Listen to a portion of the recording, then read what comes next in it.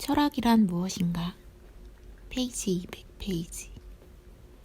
개념들과 기능들을 혼동함으로써 논리학은 마치 과학이 이미 개념들을 다루어 왔고 1차적 개념들을 형성한 것처럼 처신한다.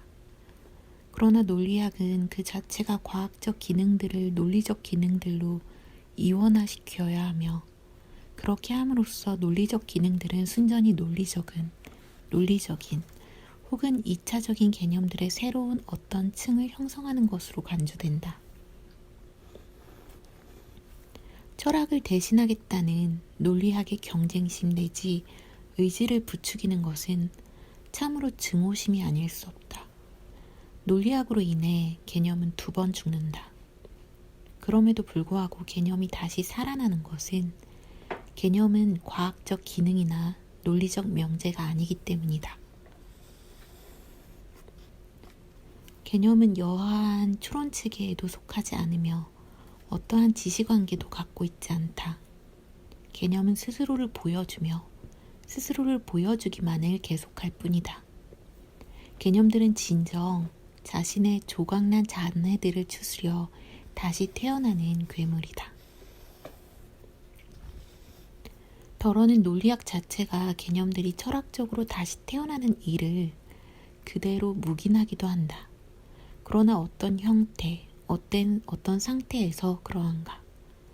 일반적으로 개념들은 과학적이고 논리적인 기능들 안에서 가상, 엄밀성을 찾아내므로 철학은 제3지대의 개념들을 물려받는다.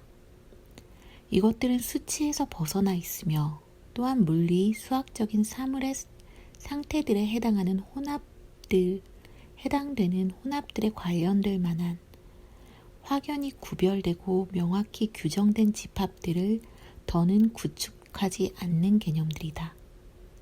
이는 차라리 막연하거나 불명료한 집단들, 지각작용 및 감정들의 단순한 집합체들로서 체험 안에서 하나의 주체, 즉 하나의 의식에 내재하는 것으로서 형성된다. 그것은 빨강, 대머리와 같이 자질적이거나 강조적인 다수성들이라서 우리는 거기에서 어떤 요소들이 집합에 속하는지의 여부를 결정지을 수 없다. 이러한 체험 집합들은 더 이상 과학적 엄표나 논리적 명제들이 아니며 주체의 순수, 단순한 견해들 혹은 주관적 가치평가들이나 기분에 따른 판단들이 주종을 이루는 제3의 부류인 전망들 안에서 표현된다. 이를테면 그건 이미 빨강이다. 그는 대머리에 가깝다 라는 식이다. 그렇지만 아무리 철학의 적대적일지라도 이러한 경험적 판단들을 대번에 철학적 개념들의 은신처라고 여기지는 않는다. 막연한 집합들, 체험된 내용들은 단지 기능들의 변수에 불과하므로 그러한 변수들로부터 기능들을 끌어내야만 할 필요가 있다.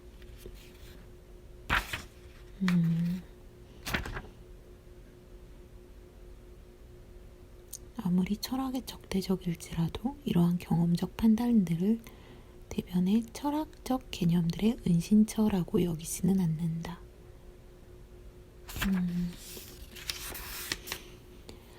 그런데 바로 이 점에서 우리는 양자택일의 기로에 서게 된다. 즉 이러한 변수들에 대한 과학적이거나 논리적인 기능들을 재구축하여 철학적 개념들의 호소를 결정적으로 무용한 일로 만들어버릴 것인가? 아니면 철학에만 고유한 새로운 유형의 기능, 즉 3차적 지대이긴 하지만 다른 2가지를 뒷받침해주는 막중한 임무를 떠맡게 되어 모든 것이 묘하게 역전될 그러한 새로운 기능을 창안해야 할 것인가? 체험의 세계가 사물의 상태들의 과학 및 논리학을 세우고 지탱하는 대지와 같다면 이러한 기본적 토대를 실행하기 위해서는 전적으로 철학적인 개념들이 회복되어야 함은 자명하다. 그래야만 철학적 개념들은 더 이상 집합에 속하지 않고 하나의 주체에 소속됨을 되찾게 된다. 그렇다고 하여 철학적 개념이 설사 융화의 다수성 혹은 주체에 속한 흐름의 내재성으로 정의될지라도 그러한 단순한 체험과 혼동되지는 않는다. 체험은 변수들만을 제공하지만 반면에 개념들은 진정한 기능들을 다시금 정의해야 한다. 과학적 기능들이 사물의 상태들에만 관련되듯이 이러한 기능들은 오로지 체험에 관한 지시작용만을 갖게 될 것이다. 과학적 개념들이 사물의 상태들의 기능들인 것과 마찬가지로 철학적 개념들은 체험의 기능들이다. 그러나 우선은 이러한 체험의 기능들이 근간을 이루므로 이제 질서나 파생은 그 방향을 달리하게 된다. 일종의 선험적 논리가 대지와 그 대지가 포용하는 모든 것을 결합시켜서 그것이 곧 형식 논리학이나 분야별로 파생된 재과학들에게 근본적 토양으로 쓰여지게 된다. 따라서 하나의 주체에 속해 있는 체험의 내재성 자체의 핵심에서 변수들의 새로운 기능들이나 개념적 지시관계들을 구축할 수 있는 그러한 주체의 초월성의 행위들을 발견해야 할 것이다. 이런 의미에서 주체는 더 이상 유아론적이거나 경험론적이 아닌 선험적인 무엇이다. 우리가 알다시피 칸트는 이미 이러한 작업을 시작했었다. 그는 철학적 개념들이 가능한 경험들의 총체의 기능들로서의 선언 명제들이나 판단을 통해서 체험되는 경험과 어떻게 필연적으로 관련을 맺는가를 보여준 것이다. 칸트는 철학적 개념들이 가능한 경험 총체의 기능들로서의 선언 명제들이나 판단을 통해서 체험되는 경험과 어떻게 필연적으로 관련을 맺는가를 보여준 것이다. 그러나 이러한 작업을 끝까지 완결시킨 사람은 바로 후설이다.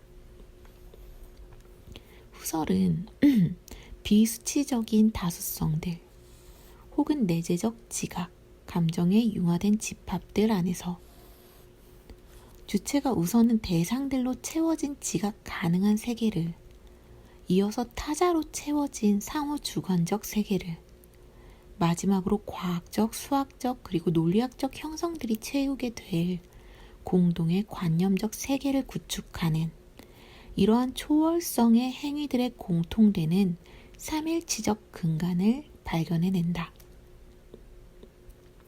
무수히 많은 현상학적 내지 철학적 개념들은 가령 세계 내 존재, 살, 관념성 등 그 같은 행위들의 표현일 것이다. 그것은 단지 유아론적 주체에 내재하는 체험들일 뿐만 아니라 체험에 대한 선험적 주체의 지시작용이기도 하다. 지각 감정적 변수들이 아니라 그러한 변수들 안에서 그들 각자의 진로들을 찾아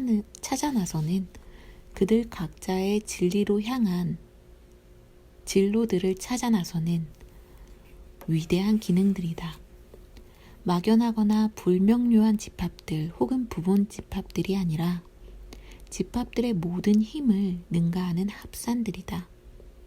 단지 경험적 판단이나 견해들일 뿐만 아니라 원초적 확신들, 원적 견해들, 오르독스다. 명제들로서의 최초의 견해들이다. 내재성의 유출을 이루는 연속적 내용들이 아니라 체험의 잠재적 총체의 의미작용들을 규정함으로써 그것들을 가로지르고 휩쓸어가는 초월성의 행위들이다. 의미작용으로서의 개념은 동시에 이 모든 것을 아우른다. 즉 주체에 속한 개념의 내재성, 주체에 속한 체험의 내재성, 체험의 변주들과 관련된 주체의 초월성의 행위. 이러한 행위들의 체험 내지는 기능의 총합이다.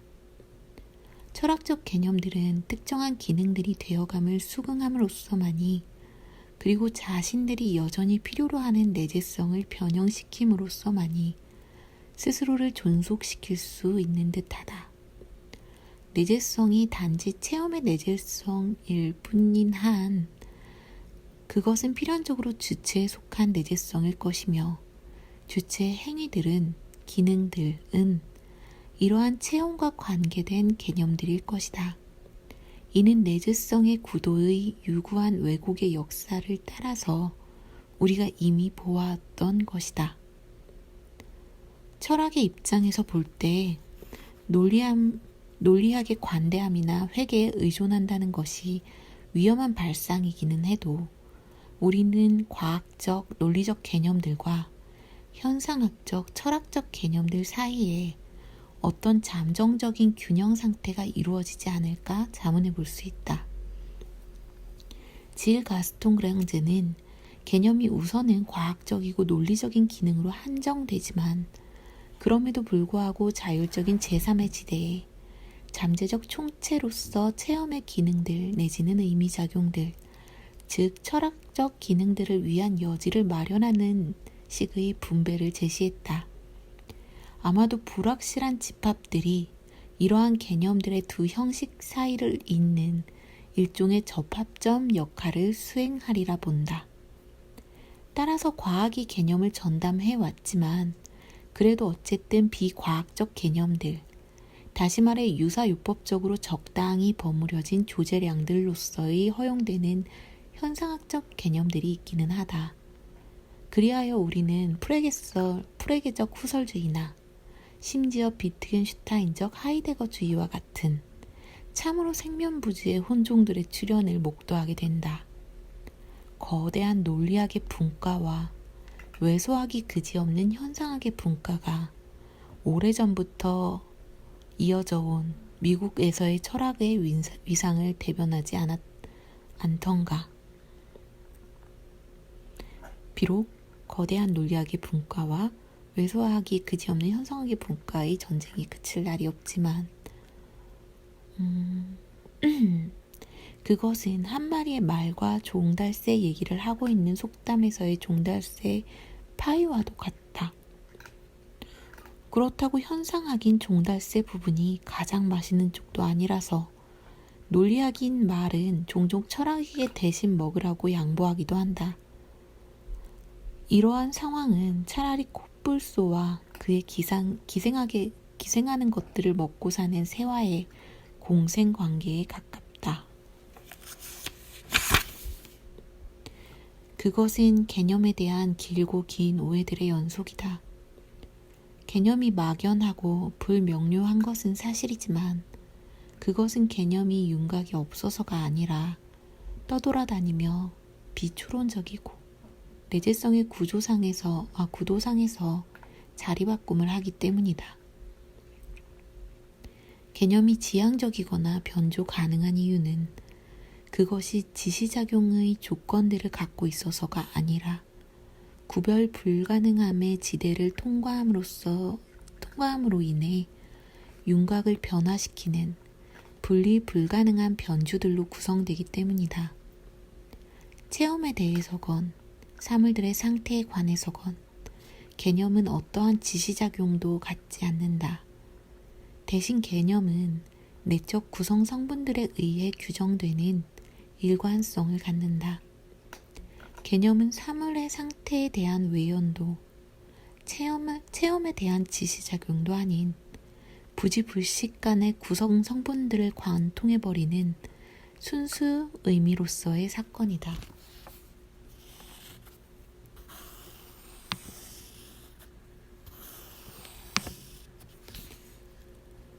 개념들은 사물의 상태에 대한 외연도, 체험에 대한 지시작용도 아닌 부지불식 간의 구성 성분들을 관통해버리는 순수 의미로서의 사건이다.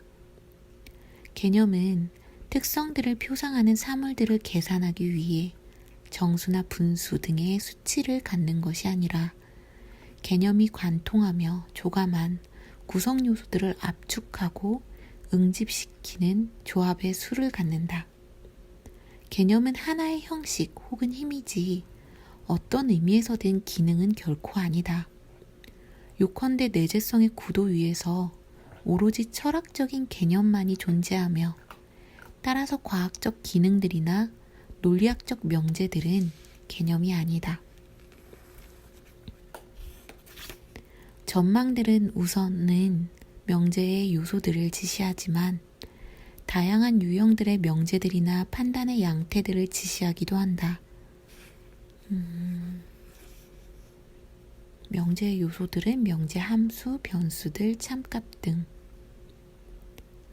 철학적 개념이 기능이나 명제와 혼동된다면 과학이나 논리학 따위의 부류로서가 아니라 유추에 의한 체험의 기능이라던가 의견의 명제로서이다. 그러므로 이러한 상황이 고려될 수 있는 하나의 개념이 산출되어야 한다. 즉, 견해가 제시하는 것은 어떤 한 주체의 상태로서의 외적 지각작용과 어떤 한 상태에서 다른 상태로의 이행으로서의 내적 감정작용 사이에 이루어지는 모종의 관계이다. 외적이고 내적인 지시작용. 우리는 우리가 지각하는 여러 대상들의 공통으로 전제되는 하나의 자질과 대상들을 느끼고 우리와 함께 이러한 자질들을 포착하게 되는 여러 주체들에게 공통으로 상정되는 하나의 감정작용을 끌어낸다. 의견은 이것과 저것의 상황을 조정을 하는 규칙이다. 견해는 하나의 기능 혹은 명제이되 이 논지들이 지각작용들과 감정들이라는 의미에서 볼 때 체험의 기능이다.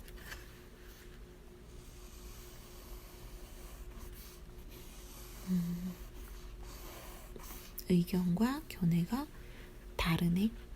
의견은 이것과 저것의 상황을 조절하는 규칙. 견해는 하나의 기능 혹은 명제이되 이 논지들이 지각작용과 감정들이라는 의미에서 볼 때 체험의 기능. 예를 들어 우리는 고양이들이나 개들의 공통적인 지각적 자질과 우리로 하여금 이런 것들을 좋아하게도 저런 것들을 싫어하게도 하는 특정한 감정을 포착한다. 하나의 대상군에 대하여 우리는 아주 다양한 많은 자질들을 추려낼 수 있으며 또한 호감을 갖거나 반감을 갖는 서로 매우 다른 주체들의 여러 군단들을 형성할 수 있다. 고양이를 좋아하는 사회 혹은 싫어하는 사람들의 사회. 그 결과 견해들은 본질적으로 경론이나 교류의 대상이 된다. 이것이 로티시의 만찬에 유쾌하거나 공격적인 화제거리들을 제공하기로 작정한 철학의 서구 민주주의다운 대중적 발상이다. 만찬의 식탁 위에서 서로 각축을 벌이는 견해들. 이것이 곧 영원한 아테네, 다시 한번 그리스인들로 남을 수 있는 우리들의 방식 아닌가. 철학을 그리스의 도시와 연결시킬 수 있었던 세 가지 특성들이란 바로 친구들의 사회, 내재성의 탁자, 그리고 서로 대치되는 의견들이었다. 혹자는 그리스의 철학자들이 독사를 주로 비난했으며 철학에 유일하게 부합하는 지식인 에피스테메를 학적 지식 독사에 대립시키지 않았냐고 반박할 수도 있으리라. 그러나 그것은 꽤나 복잡하게 얽혀있는 문제이며 더욱이 현자들이 아니라 친구들일 뿐인 철학자들로서는 독사를 벗어나기란 여간 어려운 일이 아니다. 독사란 다음과 같은 방식으로 제시되는 명제의 한 유형이다. 지각적, 감정적으로 체험된 어떤 상황이 주어졌을 때, 예를 들어 누군가가 만찬 식탁에 치즈를 가져온다. 어떤 사람이 그로부터 하나의 순수한 자질을, 예를 들어 고약한 냄새를 끌어낸다.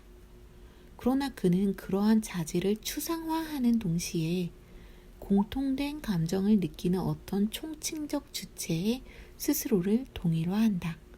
치즈를 싫어하는 사람들의 사회. 이러한 이유로 이 사회는 대개 또 다른 어떤 자질을 근거로 치즈를 좋아하는 사람들의 사회와 경쟁하게 된다. 따라서 토론은 추상적인 자질의 선택과 배속된 총칭적 주체의 세력에 관한 것이 된다. 예를 들어 치즈를 싫어한다는 것은 호인이기를 포기하는 것인가? 그러나 호인이란 바람직하다고 총칭될 만한 감정인가?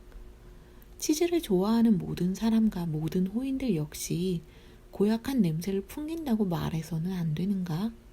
적어도 치즈의 적대자들이 냄새를 풍기지 않는다면 말이다. 이것은 해겔이 했던 이야기와 같다. 할머니, 댁에 계란이 썩었구려. 라는 말을 들은 계란 장사 할머니가 썩은 건 당신 엄마와 당신 할머니요. 라고 대꾸했다고 한다. 견해는 추상적 사유이며 이러한 추상화에서 비방은 효과적인 역할을 담당한다. 왜냐하면 견해란 특정한 상태들의 보편적인 기능들을 표현하기 때문이다. 견해는 지각작용으로부터 추상적 자질을 그리고 감정으로부터 보편적 힘을 끌어낸다. 이러한 의미에서 모든 견해는 이미 정치적이다. 이러한 까닭으로 숱한 논의들이 다음과 같이 언술된다. 남자인 나는 여자들이 지조가 없다고 생각한다. 여자인 나는 남자들은 위선자라고 생각한다. 견해는 인지의 형식과 거의 일치할 정도로 유사하게 주조된 사고이다. 말하자면 지각작용 내에서의 자질의 인지, 관조, 감성작용 내에서의 집단의 인지, 반성, 다른 집단들과 다른 자질들의 가능성 내에서의 경쟁자와의 인지, 소통이다. 견해는 하나의 외연 및 본질적으로 정통성에 입각한 기준들을 참의 인지에 제공한다. 어떤 견해를 말함으로써 소속되는 한 집단의 견해와 자신의 견해가 일치할 때 그 견해는 참이 될 것이다. 이러한 점은 경합을 벌이는 특정한 모임들에서 더욱 잘 드러난다.